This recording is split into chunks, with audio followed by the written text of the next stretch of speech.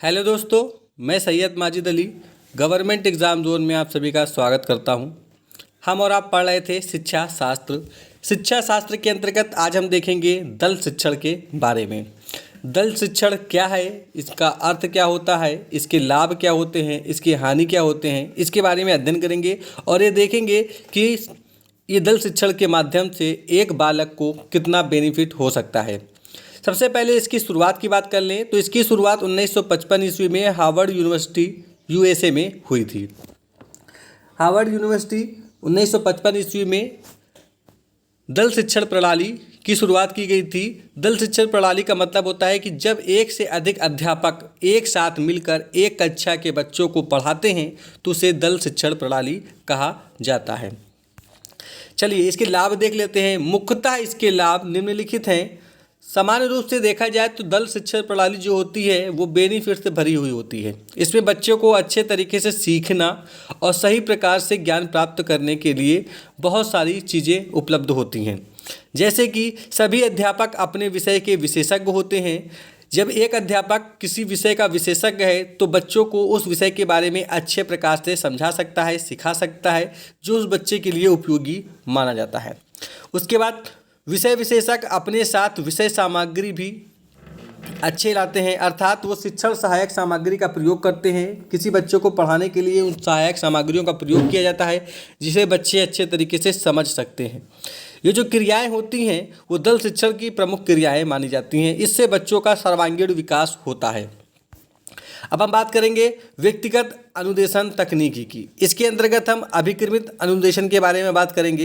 ये क्या होता है, सबसे पहले हम देख लेते हैं। विश्व की सबसे पहली शिक्षण मशीन का आविष्कार 1926 ईस्वी में सिडनी पेरिस ने किया था। तो ये प्रश्न सीधे सीधे पूछ लिया जाता है कि विश्व की पहली शिक्षण मशीन का आविष्कार कब हुआ था। तो कब हुआ था? 1962 ईस्वी में। किसने किया था? सिडनी पेरिस ने किया था।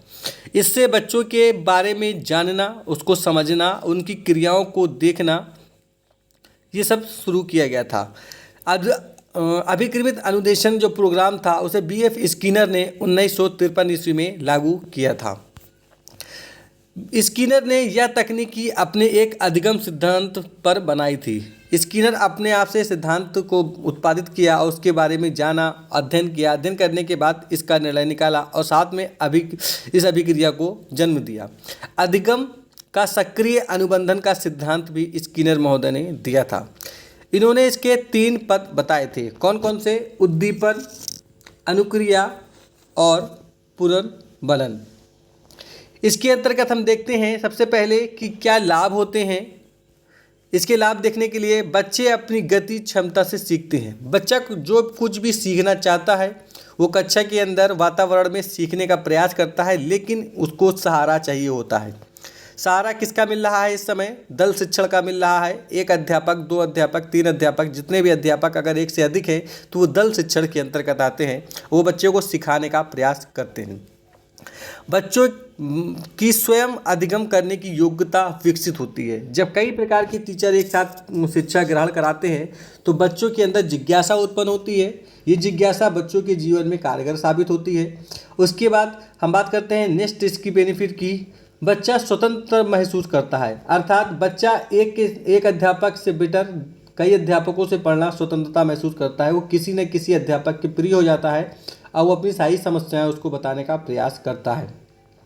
बार बार अभ्यास करते हैं, अर्थात हम ये कह सकते हैं कि एक बच्चा जब दल शिक्षण ग्रहण करता है तो कई बार वो अभ्यास करने के प्रेरित होता है और अभ्यास करता रहता है। इसकी हानियां भी होती हैं।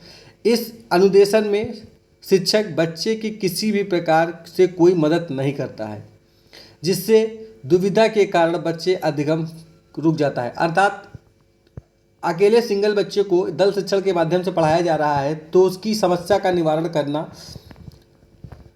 कठिन हो जाता है एक शिक्षक के लिए। इसलिए वो शिक्षक क्या करता है, उनकी समस्याओं को अनदेखा कर देता है और इससे बच्चे जो सीखना चाहते हैं वो सही प्रकार से नहीं सीख पाते हैं।